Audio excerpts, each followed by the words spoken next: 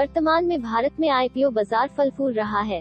कुछ साल पहले मौलिक रूप से मजबूत कंपनियां भी प्राथमिक पूंजी बाजार से पूंजी जुटाने में सक्षम नहीं थी, क्योंकि खुदरा निवेशक भाग लेने के इच्छुक नहीं थे और इसलिए परियोजनाएं विफल हो रही थी। इसके चलते सेबी ने निवेशकों के लिए और फंड जुटाने वाली कंपनियों के लिए भी आईपीओ नियमों में ढील दी। वर्तमान में खुदरा निवेशक और संगठित निवेशक भी अपने धन को आईपीओ में निवेश करने के इच्छुक हैं। कई बेईमान कंपनियां आईपीओ के लिए आगे आ रही हैं और कृत्रिम रूप से फुलाए हुए मूल्यांकन द्वारा भारी धन एकत्र कर रही हैं। ऐसी ही एक कंपनी का नाम इक्सिगो है। यह कंपनी ऑनलाइन ट्रैवल बुकिंग के सेगमेंट में है। कंपनी ने कन्फर्म टिकट नाम की एक कंपनी 21 जनवरी 21 को और अभी बस नाम की कंपनी 6 अगस्त को अधिग्रहण किया है। इन कंपनियों को पैसे के भुगतान के खिलाफ नहीं, बल्कि अपने स्वयं के शेयर जारी करने के खिलाफ हासिल किया गया था। DRHP यह भी नहीं बताता कि इन कंपनियों को किस वैल्यूएशन पे अधिग्रहण किया गया था। यह कंपनी यही नहीं रुकती है, यह सेबी के साथ प्रस्ताव दस्तावेज दाखिल करने से ठीक पहले 6 अगस्त 21 को उन्हीं कंपनियों, उनके प्रमोटरों को बड़ी संख्या में बोनस शेयर जारी करती है। यहाँ समस्या यह है कि इस कंपनी के प्रमुख निवेशकों ने नकद भुगतान न करके कंपनी में शेयर अर्जित किए हैं, जबकि खुदरा निवेशक को आईपीओ के माध्यम से शेयर प्राप्त करने के लिए अपनी मेहनत की कमाई का भुगतान करना होगा। जरा सोचिए, इतने कम समय में इन दोनों कंपनियों के इन प्रमोटरों की नेटवर्थ कितनी बड़ी हो जाएगी। सेबी को ऐसी कंपनियों के लिए कुछ कड़े नियम लाने चाहिए, अन्यथा खुदरा निवेशक फिर से पैसा खो देंगे और हमेशा की तरह सेबी नुकसान होने के बाद कानून बदल देगा।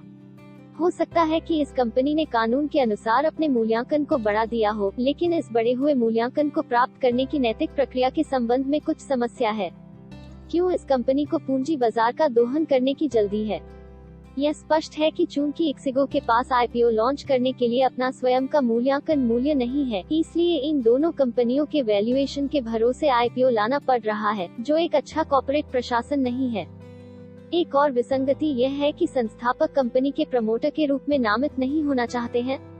क्यों? उन्होंने कुछ निवेशकों को लिखित में भी सूचित किया है कि चूंकि DRHP दाखिल करने की तिथि पर उनके पास पर्याप्त शेयर नहीं होंगे, इसलिए वे कंपनी के प्रचार में रुचि नहीं रखते हैं।